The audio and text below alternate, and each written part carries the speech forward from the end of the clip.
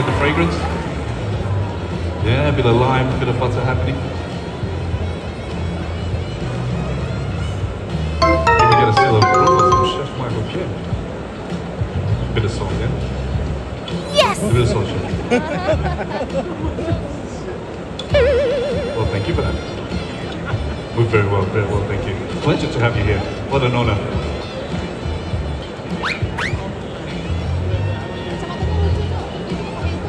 Can you check the fish? Thank you. Yeah.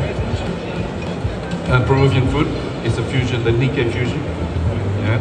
So we have the bomba rice, very similar to the risotto, yes. And we use a specific rice just for that. The bomba rice. Yes. Sorry, chef. Let me pack on, yeah.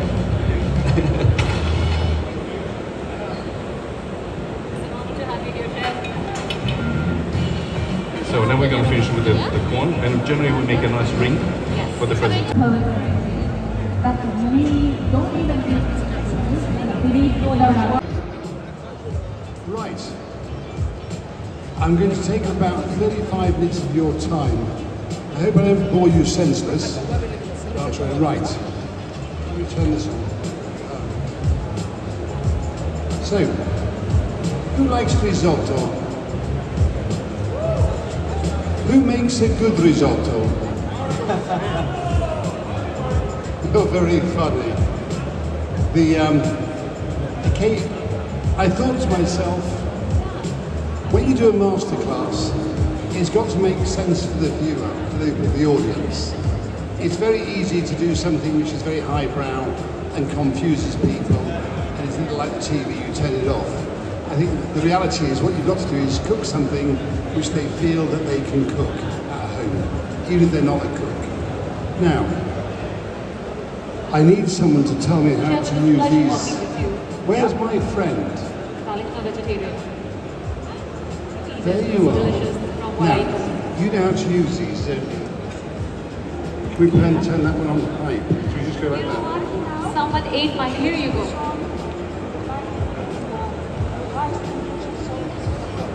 Wow. Okay. This is my new friend. How do you pronounce your name?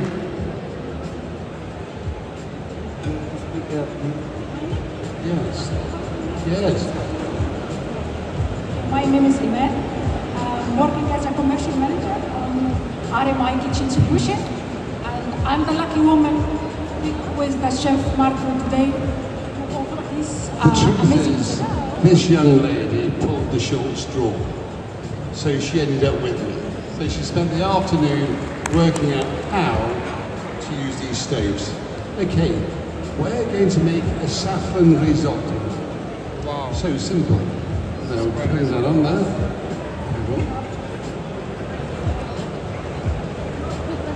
Okay.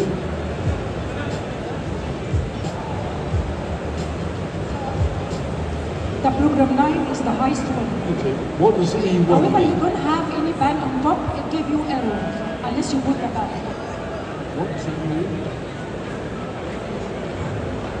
Because there is no pan, so you have to put a pan.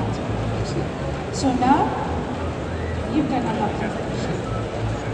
It's still empty. Okay, that's fine, yes. So, there's 3 stages to making risotto.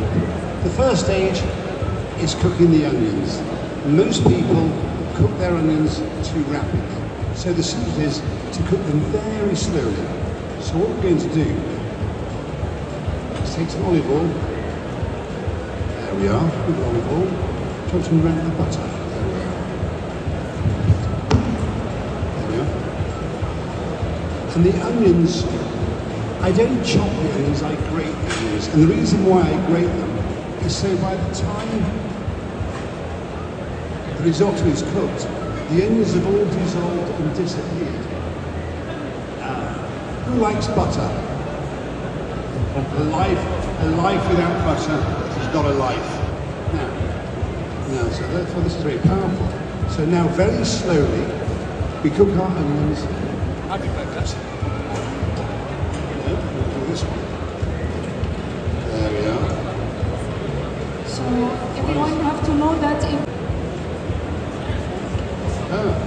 We've just discovered that the middle stove is not connected to the electricity. Why are you laughing, sir? It's not funny. No.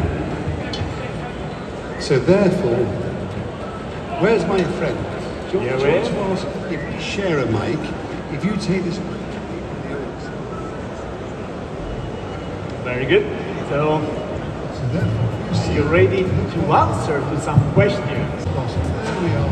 There's no rush. So we just take our onions and spread them across and allow all the water to evaporate. There we are. Anyone got a question for me? Who's got a question? Who has a question at the moment? I'm sure you have something in mind, don't be shy. Thank you, Chef. Hello, Chef. Hello. I'm glad to be here, seeing you. And my question is, can you make the risotto without saffron just a little bit before you put saffron, because I have allergy. Make risotto with? Without saffron. I hear you that you will make saffron. So I'm just asking you to not put... Really? Yeah. Really? You're embarrassing me. I give it a mic and this is the question. Get security. Can we get this guy away? Sorry, Marco. Forget this. No. Make whatever risotto you want. The bottom line is, we're making a saffron risotto, so you can use a vegetable stock or a chicken stock or a white beef stock, your choice.